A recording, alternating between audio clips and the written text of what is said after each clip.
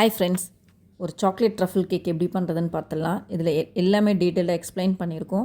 So mini விலாகில் நான் இதுக்கு முன்னாடி ஒரு போஸ்ட் பண்ணியிருக்கேன்.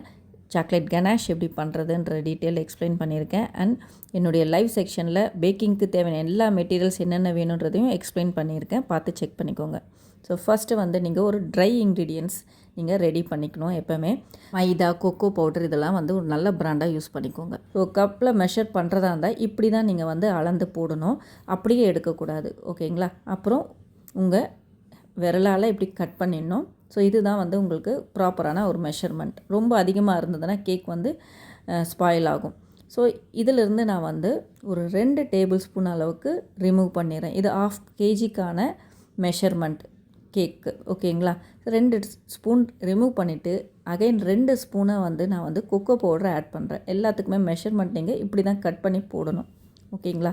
ஸோ இதுக்கப்புறம் நான் இதில் baking powder, baking soda and salt add பண்ணுவேன். ஸோ எல்லா மெஷர்மெண்ட்ஸும் நான் உங்களுக்கு நடுவில் ஆட் பண்ணுவேன். ஓகேங்களா? நீங்கள் கேக் ரெடி பண்ணுறதுக்கு முன்னாடி 2 பவுலாக எடுத்து வச்சுக்கோங்க. ஒன்று ட்ரை இன்க்ரீடியன்ட்ஸ், ஒன்று வெட் இன்க்ரீடியன்ட்ஸ் அப்படின்ட்டு 2ஐயும் நம்ம யூஸ் பண்ணுறது. ட்ரையிங் எல்லாத்துக்குமே பவுல் க்ளீனாக தண்ணி இல்லாமல் இருக்கணும். ஒரு சீவரை வச்சு இந்த மாதிரி ட்ரையிங் சீவ் பண்ணிக்கிறது ரொம்ப ரொம்ப இம்பார்ட்டண்ட்டு. ஓகேங்களா? இப்போது ஜஸ்ட்டு நீங்கள் நல்லா மிக்ஸ் கொடுத்து எடுத்து வச்சுருங்க. இப்போது ஒரு 2 எக்கு நான் எடுத்துக்கிறேன். 1/2 kgக்கு எப்போவுமே ஒரு 2 எக் எடுத்துக்கணும். எக்கு ரொம்ப பழசாக இருந்தால் உங்களுக்கு ப்ராப்பராக இருக்காது. இதெல்லாம் செக் பண்ணிக்கணும்.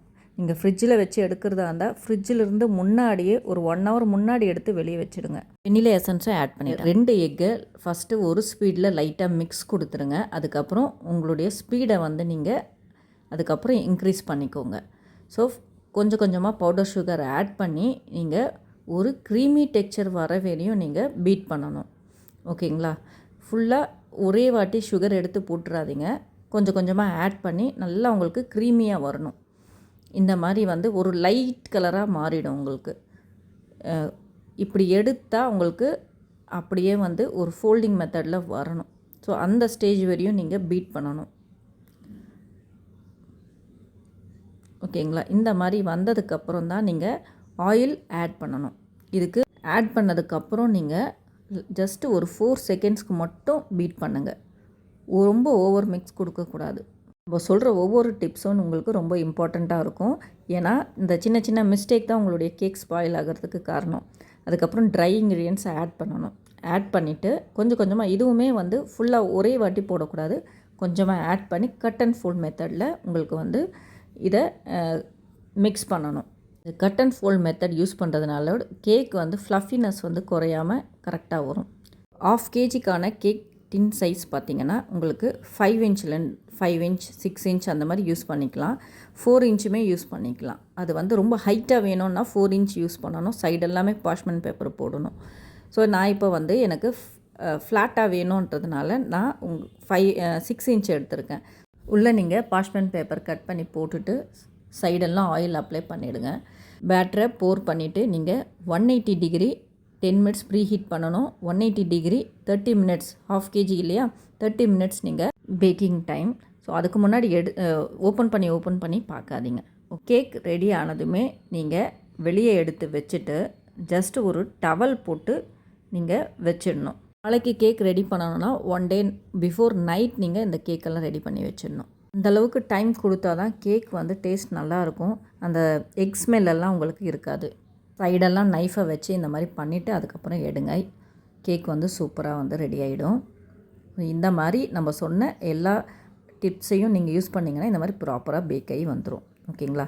ஸோ லைட்டாக மேலே உங்களுக்கு ஒரு வேளை ட்ரையாக இருந்த மாதிரி ஒரு ஃபீல் ஆச்சுன்னா இதெல்லாம் லைட்டாக ஸ்க்ரேப் பண்ணி எடுத்துருங்க. நைஃப் இந்த மாதிரி ஜிக்ஸாக் நைஃப் இருந்ததுன்னா உங்களுக்கு ரொம்பவே யூஸ்ஃபுல்லாக இருக்கும். இது எல்லாத்துக்குமே உங்களுக்கு கேக் கட் பண்ணுறதுக்கு ஈஸியாக இருக்கும். ப்ரெட்டும் நீங்கள் பண்ணுறதா இருந்தாலும் கட் பண்ணுறதுக்கு ஈஸியாக இருக்கும். இந்த மாதிரி ஜிக்ஸாக் கார்னரில் ஜிக்ஸாக்காக இருக்கணும். ஸோ நீங்கள் மேலே உங்களுடைய கையை ஹோல்ட் பண்ணிக்கோங்க. ப்ரெஸ் பண்ணாதீங்க, லைட்டாக. ஸோ லைட்டாக இந்த மாதிரி நான் பண்ணுற மாதிரியே நைஃபை கொஞ்சம் கொஞ்சமாக இன்சர்ட் பண்ணிவிட்டு ரொட்டேட் பண்ணிக்கிட்டே நீங்கள் கட் பண்ணணும். நான் இப்போ இந்த கேக்கை 2 லேயராக மட்டும் கட் பண்ணுறேன். 5 inchலலாம் நீங்கள் போட்டிங்கன்னா 3 லேயர்ஸாக கட் பண்ணிக்கலாம். இது ஃப்ளாட்டான்றதுனால 2 லேயர்ஸ் மட்டும் கட் பண்ணியிருக்கேன். அதே மாதிரி கேக்கு வந்து நம்ம போர்டு சூஸ் பண்ணும்போது 1/2 kg கேக்கு 1/2 kg கேக் சைஸை விட நீங்கள் பெருசான போர்டை யூஸ் பண்ணிக்கோங்க. கரெக்டாக அதே சைஸுக்கு யூஸ் பண்ணிங்கன்னா உங்களுக்கு வந்து சைடெல்லாம் நம்ம ஃப்ராஸ்டிங் அந்த ரெடி பண்ணும்போது கரெக்டாக இருக்காது. இப்போ கனாஷ் ஆல்ரெடி நம்ம ஒரு வீடியோவில் போட்டிருக்கோம். அந்த மெத்தடை யூஸ் பண்ணிக்கோங்க. கேக் போர்டு மேலே ஜஸ்ட்டு வந்து அப்ளை பண்ணிவிடுங்க. அப்போ தான் நம்ம கேக் வைக்கும்போது கேக் மூவ் ஆகாமல் இருக்கிறதுக்கு இந்த மாதிரி நம்ம யூஸ் பண்ணுவோம். ஃபஸ்ட்டு லேயர் வச்சுட்டு உங்களுக்கு சுகர் வாட்டர் அதில் ஃபுல்லாக அப்ளை பண்ணணும். இந்த சுகர் வாட்டர் அப்ளை பண்ணுறதுனால தான் உங்களுடைய கேக் வந்து சாப்பிடும்போது உங்களுக்கு வந்து அவ்வளோ ஸ்பாஞ்சியாக ஜூஸியாக உங்களுக்கு வந்து இருக்கும்.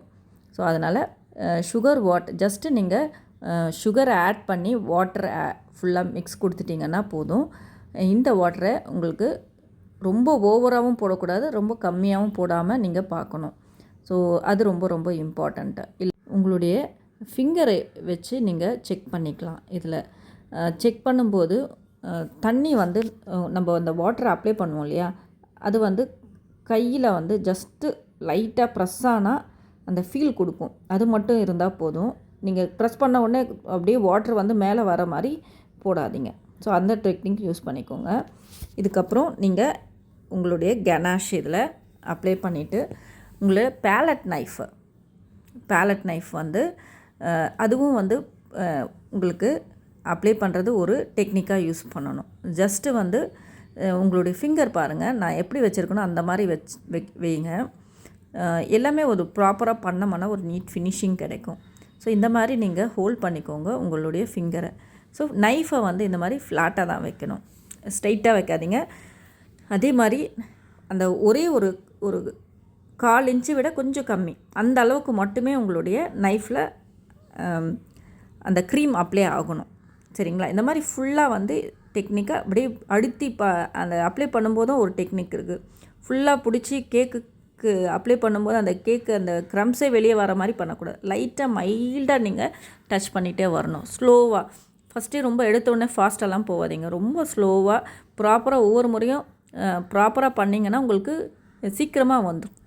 நீங்கள் அதே மாதிரி செகண்ட் லேயருக்கு சுகர் வாட்டர் அப்ளை பண்ணிவிட்டு கனாஷ் போட்டுட்டு நீங்கள் மைல்டாக எப்போயுமே வந்து பேலட் நைஃபை வந்து லைட்டாக அந்த கேக்குக்கும் டச் ஆகாமல் வரணும்.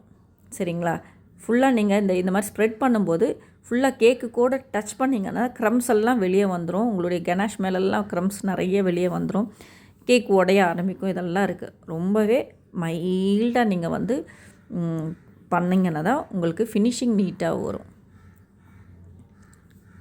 அதுக்கப்புறம் மறுபடியும் சைடில் எடுத்து நீங்கள் இப்படி ஸ்ட்ரைட்டாக வச்சுக்கோங்க.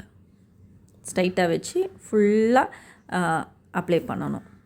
உங்களுக்கு கேக் வந்து 2 லேயர்ஸ் நம்ம பண்ணுவோம் இல்லையா, அந்த ஃபஸ்ட்டு மேலே லேயர் கட் பண்ணும்போது திருப்பி வைங்க. நான் இந்த வீடியோவில் சொல்லியிருப்பேன், பட் வந்து அது க்ராஸ் ஆகிடுச்சு. நான் எக்ஸ்பிளைன் பண்ணணும்னு நினச்சேன். அப்படியே வந்து திருப்பி வச்சு நீங்கள் பண்ணிங்கன்னா உங்களுக்கு ஓரளவுக்கு ஹைட் கொஞ்சம் கிடைக்கும். ஓகேங்களா? ஸோ இந்த மாதிரி பேலட் நைஃப்பில் வச்சு நல்லா அப்ளை பண்ணிவிடுங்க.